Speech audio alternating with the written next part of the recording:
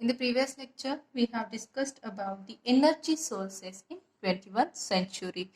In that lectures, we have discussed about the biomass, then wind power, then geothermal energy, power ball. There are the number of energy sources which are used in 21st century.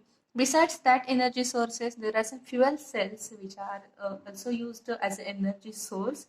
But the fuel cells we will discuss later.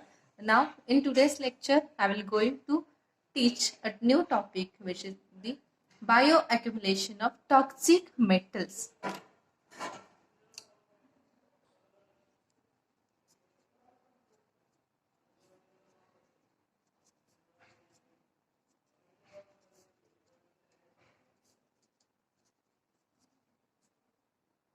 It includes number of metals like lead, mercury, cadmium, and arsenic. Okay, then we have already discussed about the meaning of toxic metals. Toxic metals are the metal which are in a small range or in a small concentration. These toxic metals are harm to the living system. म्हणजे असे metal की जे कमीत कमी अमाऊंटमध्ये त्यांचं कमी जरी कॉन्सन्ट्रेशन असेल वॉटरमध्ये तरी ते ह्युमन बॉडीसाठी हार्मफुल आहेत. फक्त ह्युमन बॉडीसाठीच नाही तर अदर लिव्हिंग ऑर्गॅनिझमसाठी सुद्धा हार्मफुल आहे. अशा मेटल्सचं काय बघायचं आपल्याला bio accumulation of toxic metals. हे जे की टॉक्सिक मेटल्स आहेत जे की ह्युमन बॉडीसाठी हार्मफुल आहे. जर ते पीपीएम किंवा पीपीबी रेंजमध्ये असतील तर बॉडीसाठी हार्मफुल आहे म्हणून यांचं आपल्याला स्टडी करायचं. आता ॲक्च्युली याच्यामध्ये काय करायचंय तर हे जे मेटल्स आहेत जे की टॉक्सिक मेटल जे की वॉटरमध्ये प्रेझेंट असले तर ते ह्युमन बॉडीला हार्म करणार आहेत. या मेटल्सचा आपल्याला डिटर्मिनेशन बघायचं. डिटर्मिनेशन म्हणजे काय तर आपल्याला माहिती आहे there are some maximum contamination levels of each and every metal जे की टॉक्सिक आहेत. त्या सगळ्यांची काहीतरी मॅक्सिमम कंटॅमिनेशन लेवल आहे इन वॉटर. मग ते वॉटर जर आपण एखादं वॉटर सॅम्पल घेतलं तर वॉटर सॅम्पल ते ह्युमन बॉडीसाठी योग्य आहे की नाही किंवा त्याच्यामध्ये हे टॉक्सिक मेटल्स प्रेझेंट आहेत की नाहीत हे किती कॉन्सन्ट्रेशनमध्ये प्रेझेंट आहेत ते डिटरमाइन करायचे आपल्याला या पॉईंटमध्ये. मग ह्याच्या प्रत्येक मेटलच्या डिटर्मिनेशनच्या मेथड्स वेगळ्या आहेत. त्याच्यामध्ये काहीतरी इन्स्ट्रुमेंटल मेथड्स आपल्याला अप्लाय करायच्या. मग लीडसाठी वेगळी इन्स्ट्रुमेंटल मेथड आहे, मर्क्युरीसाठी आहे, कॅडमियमसाठी आहे आणि आर्सेनिकसाठी इन्स्ट्रुमेंटल मेथड आहे. ॲक्च्युली याच्यामध्ये काय तर प्रत्येकाचं इन्स्ट्रुमेंटेशन दिलंय. वर्किंग कसं होतं कॅडमियमचं किंवा कुठल्या पण मेटल्सचं कॉन्सन्ट्रेशन कसं फाइंड आउट करायचं ते सांगितलंय. मग याच्यामध्ये वरती आणखी एक 2 मार्क्सचा क्वेश्चन असतो. तर which method used for the determination of lead, also which method used for the determination of mercury, cadmium and arsenic. म्हणजे कोणत्याही मेटलची तुम्हाला कोणती डिटर्मिनेशन मेथड यूज केली जाते त्याच्यावरती क्वेश्चन विचारला जाऊ शकतो. तर 1 बाय 1 बघूया कोणत्या कोणत्या मेथड्स यूज केले जातात. मग फॉर दी लीडसाठी एक्सरे फ्लोरोसेन्स मेथड यूज केली जाते. देन मर्क्युरी आहे. मर्क्युरीसाठी cold vapour atomic absorption method use केली जाते.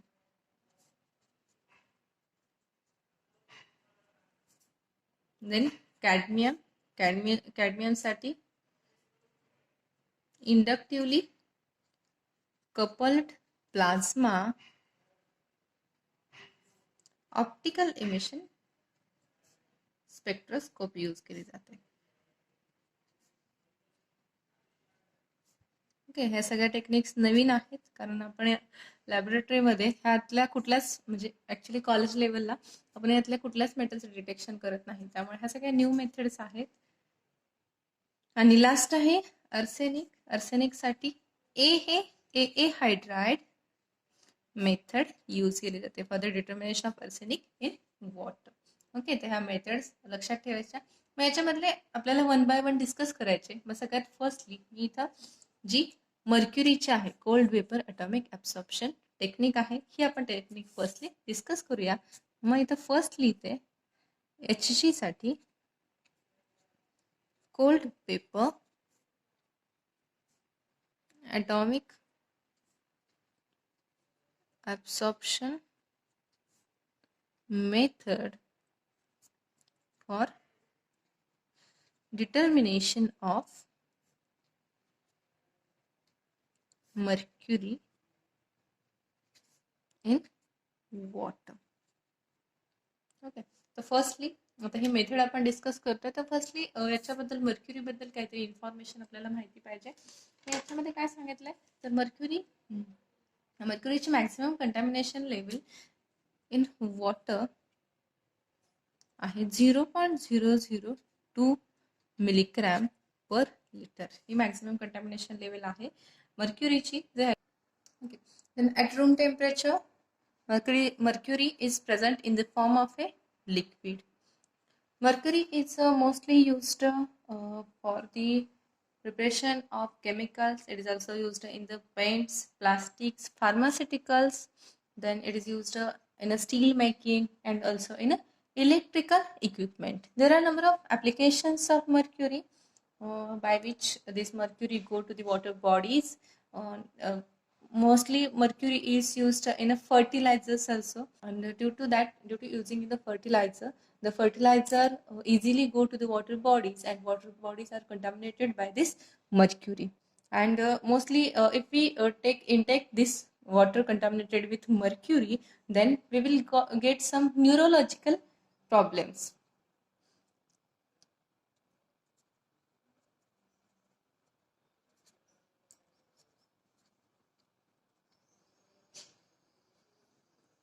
If we intake the mercury contaminated water, then we will suffer through neurological problems, and this is the main effect of that mercury on the human body. आता याची method बघायची आपल्याला. Actually cold vapour atomic absorption मर्क्युरीचं कसं केलं जातं किंवा त्याच्या थ्रू मर्क्युरीचं डिटर्मिनेशन कसं केलं जातं ते बघायचं. तर मी इथं एक फिगर ड्रॉ करून ठेवली आहे बघा. Okay, this is the figure of cold vapor atomic absorption spectrometer. This in which आता इथं एक राउंड बॉटम फ्लास्क आहे. हा राउंड बॉटम फ्लास्क एका सेलला कनेक्ट आहे. ही जी सेल आहे this is the gas sale, की ज्याच्यामध्ये गॅस प्रेझेंट आहे अशी एक सेल आहे. देन या सेलच्या इकडं लेन्सेस आहेत. देन मर्क्युरी वेपर लॅम्प आहे जिथून सम वेवलेंथची लाईट पास केली जाते इकडं. देन इथं आहे मोनोक्रोमॅटर. देन इथं एक फोटो मल्टिप्लायर आहे, म्हणजे डिटेक्टर आहे, जो की इथून जी मर्क्युरी लॅम्प मधून जी लाईट पास होणार आहे ते इथं स्ट्राईक होते. इथून परत इथं एका स्लिट वरती स्ट्राईक होते, परत इथं एका स्लिट वर स्ट्राईक होते, आणि देन इथं कलेक्ट होते in the detector. Then gas सेलच्या इथं अबो एक पंप आहे आणि 2 फूट असं म्हटलंय. ठीक आहे. तर ऍक्च्युअल मेकॅनिझम कसं होतं, तर सगळ्यात फर्स्टली मर्क्युरी आता वॉटर मधला आहे, वॉटर बॉडी मधला मर्क्युरी आहे तो इन दी 2+ स्टेटमध्ये प्रेझेंट असेल, मर्क्युरी 2+ मध्ये असेल. मग ह्या मर्क्युरी 2+ला न्यूट्रलमध्ये कन्वर्जन करायचं, म्हणजे त्याला न्यूट्रल गॅसमध्ये कन्वर्जन करायचं. मग त्यासाठी काय केलं जातं, तर ह्या मर्क्युरीमध्ये स्टॅंडर्डचं सोर्सची ऍडिशन केली जाते, की ज्याच्यामध्ये 3चे ऑक्सिडेशन स्टेट +2 असेल. मग 3 आणि मर्क्युरीची जेव्हा रिॲक्शन होते तेव्हा काय होतं, तर Hg2+ पण +3 2+, and it can convert the mercury to this neutral state, आणि प्लस त्यासोबतच एसएनचं कन्वर्जन +4 मध्ये होते. म्हणजे इथे मर्क्युरीची 2+चे कन्वर्जन 0 मध्ये झालं. म्हणजेच इथं मर्क्युरीचं काय झालं, तर मर्क्युरीचं रिडक्शन झालं. स्टँडर्डचे ॲडिशन केल्यामुळे मर्क्युरीचं रिडक्शन झालंय to the neutral mercury gas. मग इनिशियली काय होतं, आता याचे ॲडिशन केल्यानंतर मर्क्युरी गॅस फॉर्म झाला. तर हा गॅस हा पाईपच्या थ्रू इथं जातोय. इथं हा एक चेंबर आहे, एक गॅस सेल आहे, या सेलमध्ये हा मर्क्युरी जातोय. ठीक आहे. तर आफ्टर दॅट आता ह्या सेलमध्ये मर्क्युरी गेला तर काय होते, तर इकडून जी वेपर लॅम्प आहे, म्हणजे मर्क्युरीचा लॅम्प आहे, तिथून सम वेवलेंथच्या लाईट पास होत आहेत थ्रू दिस सेल, ह्या गॅस सेलच्या थ्रू पास होतात. पण इथं इनिशियली इथं मर्क्युरी नव्हता, पण आफ्टर सम टाइम इथं मर्क्युरी आला. देन इथून काहीतरी लाईट पास होते, जी स्टार्टिंगला पास होत होती. पण इथं मर्क्युरी आल्यामुळं, आधी मर्क्युरी नव्हतं पण इथं मर्क्युरी आल्यामुळं ही जी पास होणारी लाईट आहे ह्या लेन्स थ्रू, ह्या गॅस सेल थ्रू, त्याच्यावरती काहीतरी इफेक्ट होईल, त्या लाईटच्या वेवलेंथवरती काहीतरी इफेक्ट होईल. मग ती लाईट पुढे कुठे स्ट्राईक होती, मोनोक्रोमॅटरवरती. देन अगेन एका स्लिटवरती, अगेन एक स्लिट आहे, आणि देन ती लाईट कुठं जाते, डिटेक्टरकडे जाते. डिटेक्टरचं फंक्शन काय, तर टू डिटेक्ट दी सिग्नल्स. ठीक आहे, ते सिग्नल्स डिटेक्ट करण्याचं काम करतात. हे जे लाईट इथं स्ट्राईक होते ती मेजर करण्याचं सुद्धा काम कोण करते, तर डिटेक्टर काम करते. मग ह्याचं ऍक्च्युअल मेकॅनिझम काय आहे, तर फंक्शन काय आहे, तर बघा इथं लिहिते मी, the amount of light reaching to detector is proportional to the concentration of mercury in the sample. आता मर्क्युरीचं कॉन्सन्ट्रेशन कसं कॅल्क्युलेट केले जातं तर इथे सांगितलंय बघा. तर ते amount of light reaching to the detector, म्हणजे इथून पास होणारी ही जी mercury vapour lamp through light जी पास होणार आहे ती इथं रीच होतीये, डिटेक्टरला रीच होतीये. मग ही जी लाईट आहे which is proportional to the concentration of mercury in the sample. ही कशाला प्रपोर्शनल आहे? ह्या मर्क्युरीच्या ह्या सॅम्पलमधलं मर्क्युरीच्या कॉन्सन्ट्रेशनला प्रपोर्शनल आहे. म्हणजे जेवढी म्हणजे किती अमाऊंटमध्ये लाईट इथं डिटेक्ट होतीये इन द डिटेक्टर ते म्हणजेच काय तर कॉन्सन्ट्रेशन ऑफ मर्क्युरी. मग याच्यावरून आपण असं म्हणू शकतो का, जर पास होणारी लाईट किंवा हे डिटेक्टर जे कॅल्क्युलेट करते डिटेक्टरपर्यंत जी लाईट पोहोचतीये ती लाईट जर मोर असेल तर मर्क्युरीचं कॉन्सन्ट्रेशन सुद्धा मोर असेल. इथे प्रपोर्शनल म्हटले त्यामुळे आपण असं म्हणू शकतो की जास्त लाईट रीच झाली इथं तर मर्क्युरीचं कॉन्सन्ट्रेशन सुद्धा मोर आहे. जर कमीत कमी लाईट इथे रीच झाली तर मर्क्युरीचं कॉन्सन्ट्रेशन सुद्धा कमी आहे असं आपण म्हणू शकतो. मग हे जे cold vapour atomic absorption spectrometer आहे, फिगर तर इझी आहे पण याच्यामधलं एक मेन सेंटेन्स जे की मी इथे लिहिलंय हे फक्त तुम्ही लिहिलं तर तुम्हाला सगळे मार्क मिळणार आहे. आणि त्याच्या आधी तुम्हाला मी मगाशी जी मर्क्युरी बद्दलची एक जनरल इन्फॉर्मेशन सांगितली ती जनरल इन्फॉर्मेशन सुद्धा तुम्हाला सांगायची. देन याच्यानंतर ग्राफ प्लॉट केला जातो ॲब्झॉर्बन्स वर्सेस कॉन्सन्ट्रेशन,